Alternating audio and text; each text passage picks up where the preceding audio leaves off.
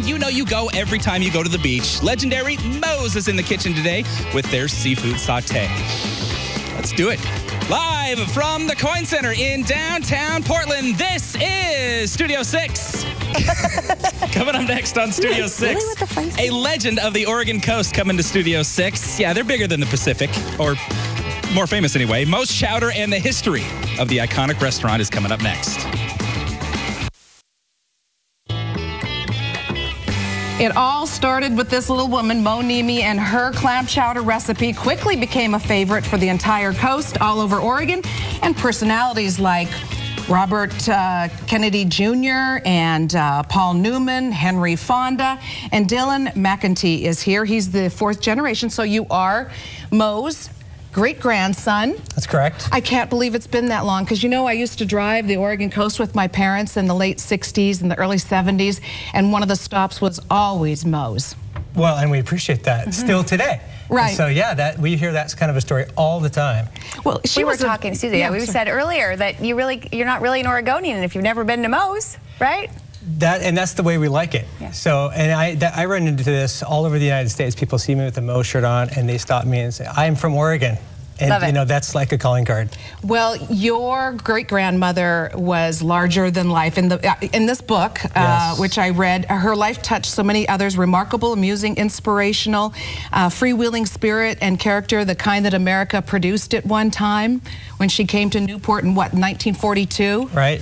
Yeah, in 1942, she came to Newport, and she needed a way to support her family.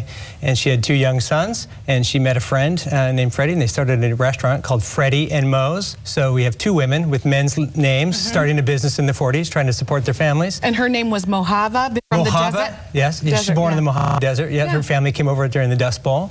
And so they recommended that she be named after where she was born. She liked to smoke and drink, I understand. She smoked a lot. She drank hard. She partied hard. And her heart was huge. I would have loved her. Yeah, me too. Me too. Well, and so I understand she was a big supporter of the community, really. I mean, so Newport Seafood Festival, all sorts of other community outreach things.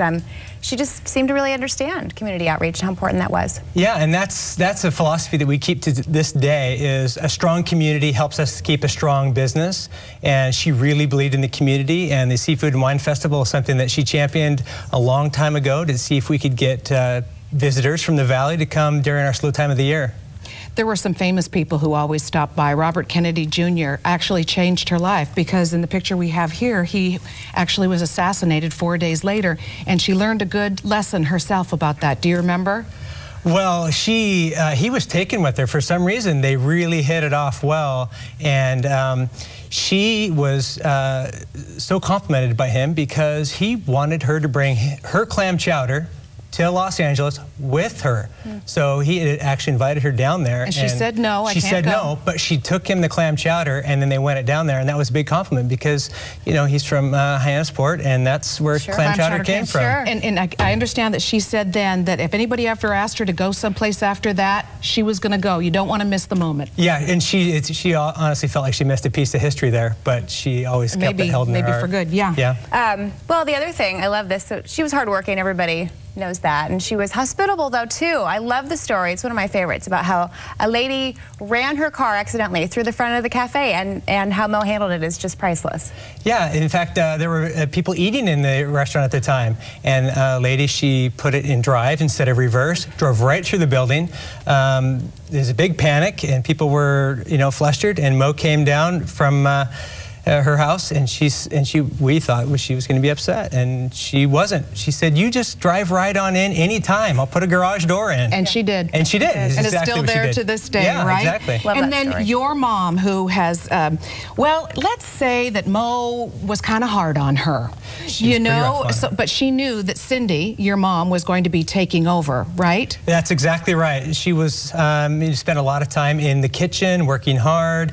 Granny never gave a lot of compliments, but that was that age group. Yeah, that was, you know, you were just expected to know what you're supposed to do. So you probably saw a picture of Cindy with George W. Bush. They won the Small Business Award of the Year back in 2001. So, you know what? Thanks for keeping the tradition going, man. I really appreciate it. And we're going to go in the kitchen and cook with your sister. Yeah. Well, that'll be great. Yeah, thanks for sharing the stories. A lot of fun. Yeah, thank you for having us. Thanks, Dylan. Appreciate it.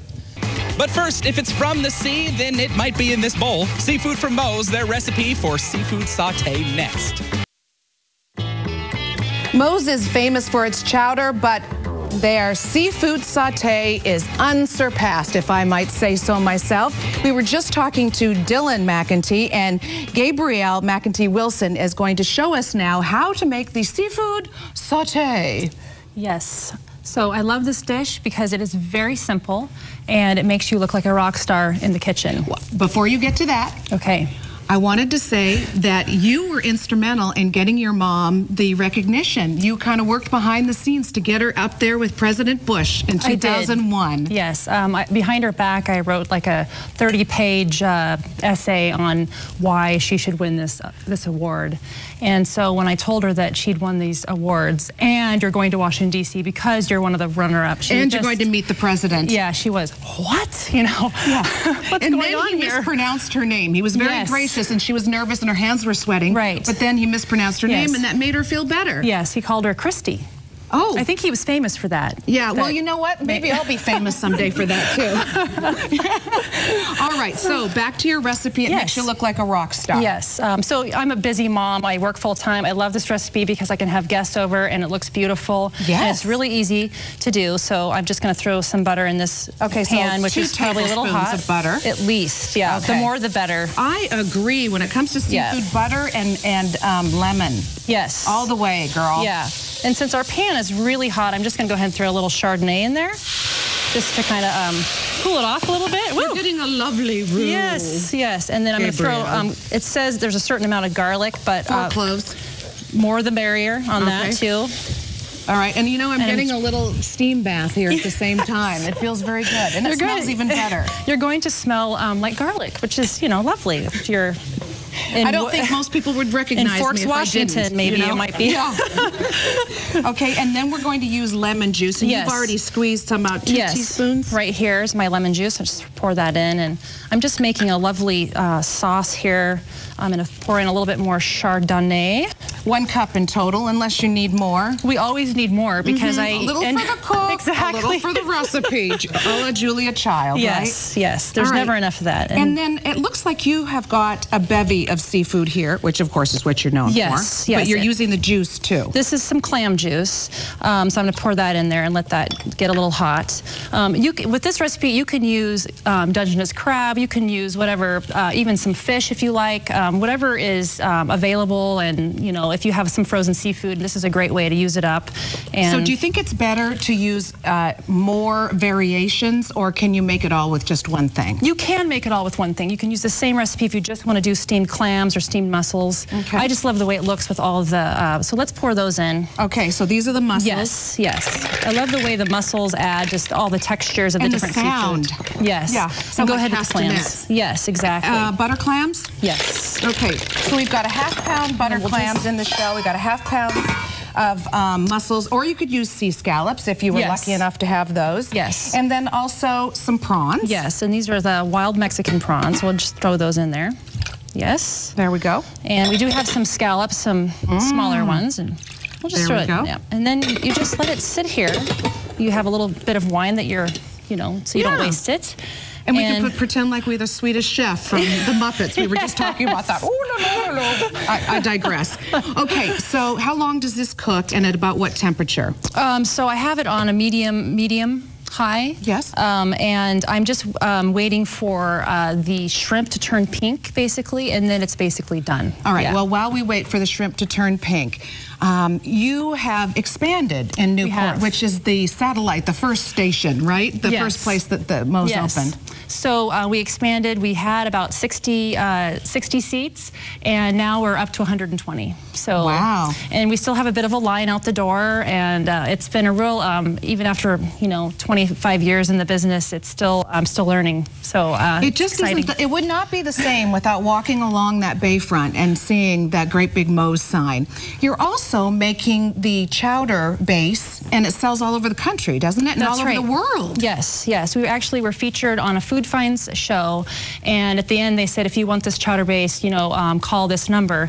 And in fact, we didn't actually sell the base in that manner, and so the following day after that show aired, we had about 315 calls from all over the country, and they want that base. So by the end of the week, we were shipping it out.